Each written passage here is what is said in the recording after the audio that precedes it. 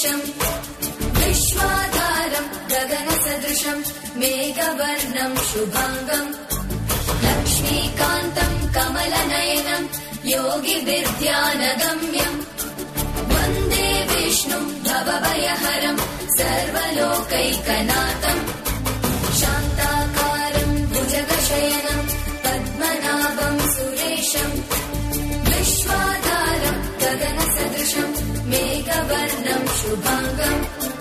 लक्ष्मीकान्तम् कमलनयनम् योगिविद्यानगम्यम् वन्दे विष्णुम् भवभयहरम् सर्वलोकैकनाथम्